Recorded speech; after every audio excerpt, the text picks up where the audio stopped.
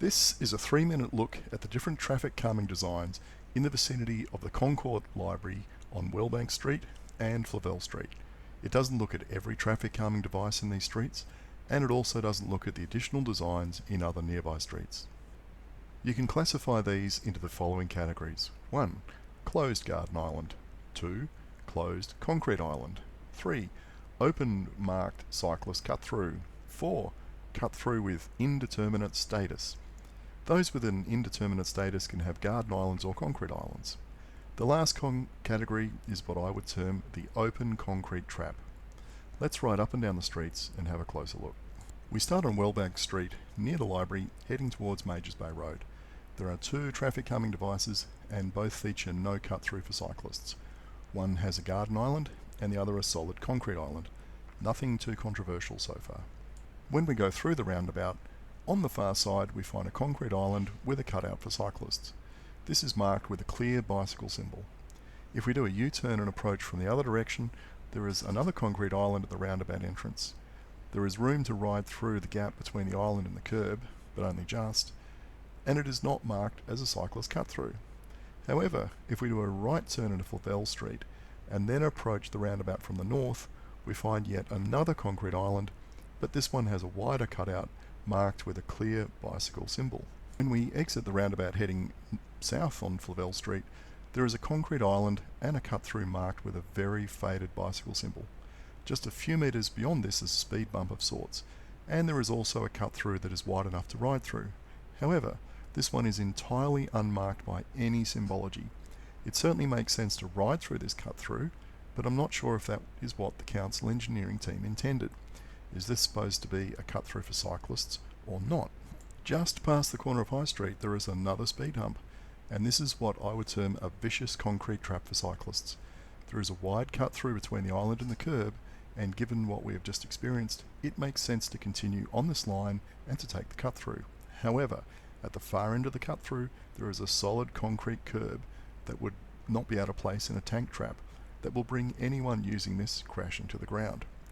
If we continue south past Fairview Street, we find yet another speed bump, but this one has an ordinary cut-through with no surprises lurking at the far end for cyclists.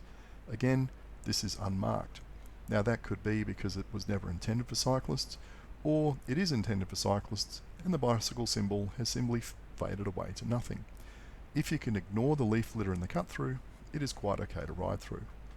To confuse things even more, as we continue south we find yet another speed bump, but this one has a closed island design on both sides.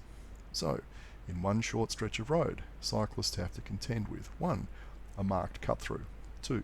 An unmarked cut-through that is quite safe and sensible to use. 3. A completely unsafe cut-through that is an accident waiting to happen. And 4. A speed bump with no cut-through.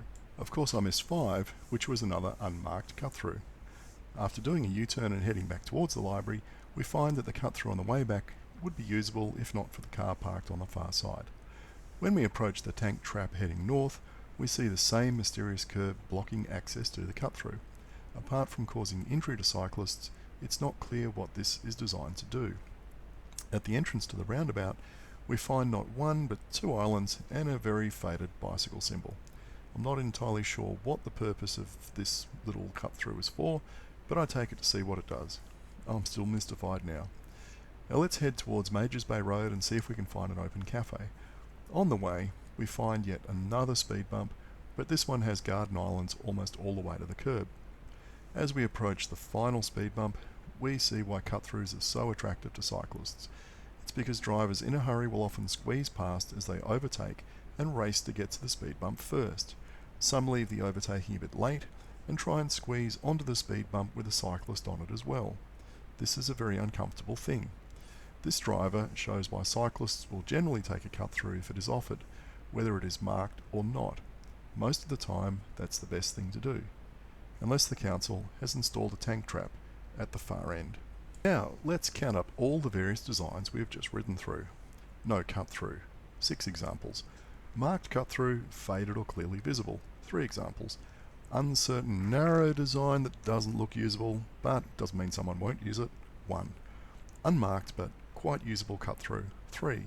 And then tank trap, 1. So, with this plethora of completely different designs in the space of a few hundred metres, I hope you can now see how it's quite easy to confuse a cyclist and lure them into a deadly tank trap. The lack of a clear and consistent design approach is baffling, and it certainly needs remediating before more people are injured by these clearly dangerous designs.